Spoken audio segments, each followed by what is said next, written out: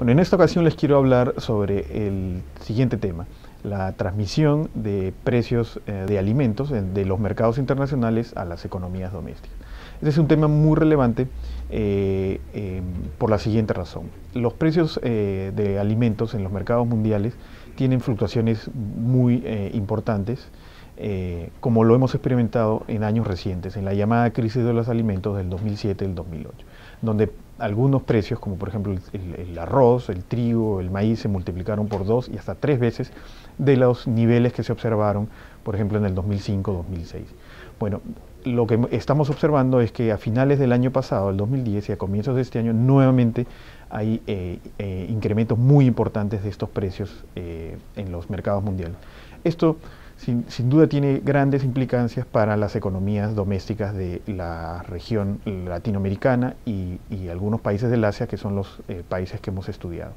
¿Por qué? Porque en estas economías buena parte de la población, especialmente la población pobre, dedica una fuerte fracción de sus ingresos o de sus gastos a alimentos, con lo cual cambios en los precios o incrementos en los precios de estos productos tienen un efecto muy fuerte en el bienestar de estos hogares y en los niveles de pobreza en general de los países.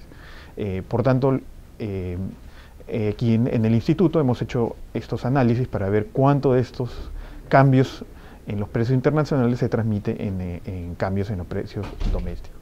El análisis es de tipo econométrico, donde lo que hacemos es tomar las tasas de cambio de los precios internacionales y comparar eso con las tasas de cambio de los precios domésticos, y incorporamos factores que son importantes para el análisis, como por ejemplo incorporar el hecho que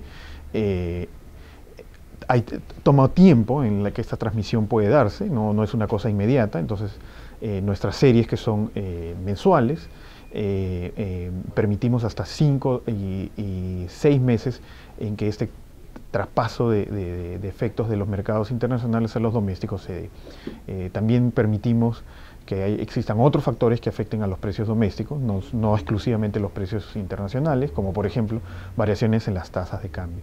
Asimismo,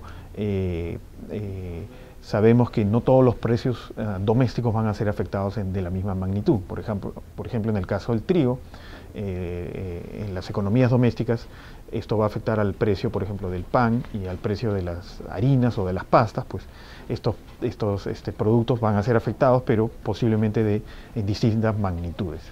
El análisis incorpora información que va desde el 2000, comienzo del 2000, hasta mediados del 2008, fines del 2008 en algunos casos.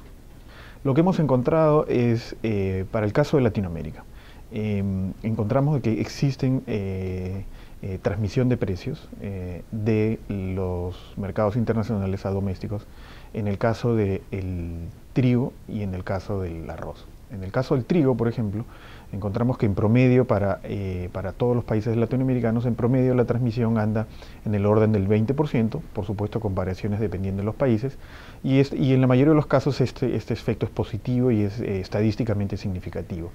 En el caso de las harinas y de las pastas, la transmisión anda en el orden del 30% y 24%, nuevamente son cifras positivas, y como dije, estadísticamente significativas. En el caso del arroz también, a excepción de Panamá y República Dominicana, en la mayoría de los casos hemos encontrado transmisiones positivas, también un poco por debajo del 20%, pero siempre positivas y estadísticamente significativas. El caso del maíz es diferente. En el caso del maíz, lo que hemos encontrado, y especialmente para los países de Centroamérica, lo que se encuentra es que esta transmisión no se da, lo cual quiere decir que es cero, o estadísticamente cero si se quiere, y hay tal vez dos factores que pueden explicar esto. Uno es que, si bien es cierto, en los mercados internacionales el principal producto que se mira es el maíz amarillo, en las economías domésticas de Latinoamérica sería el maíz blanco, si se quiere, el más relevante. Entonces ahí puede haber una primera desconexión. La segunda es que el maíz es un producto muy sensible en muchos países, lo cual inclinaría a los gobiernos a intervenir en estos mercados, suavizando estas variaciones en precios, lo cual nuevamente desconecta los precios internacionales de los domésticos.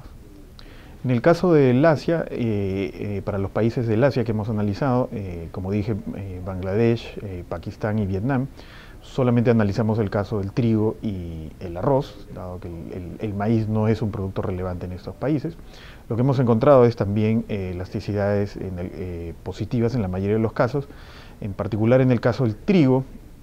En la mayoría de los países son positivas y bastante fuertes, como en el caso de en Bangladesh, casi una elasticidad de transmisión del 70%, en el caso de Pakistán del 40%, en el caso de Vietnam es bastante menor, en promedio para las distintas provincias analizadas anda en el 10%, y solo en el caso de una provincia esto fue estadísticamente significativamente positivo, ¿no? Entonces ahí el efecto es mucho menor. En el caso del arroz, nuevamente son elasticidades positivas. Por ejemplo, en Vietnam y Pakistán estas elasticidades andan en el orden del 50%, mientras que en el caso de Bangladesh es bastante menor, en el orden del 34%. También lo que se encuentra es que en estas economías normalmente las transmisiones tienden a ser mayores en las ciudades o provincias de mayor tamaño, lo cual da una idea de que las provincias con mayor desarrollo económico, que normalmente son las que están más integradas a los mercados internacionales, pues ahí se observan transmisiones mayores que en ciudades más pequeñas.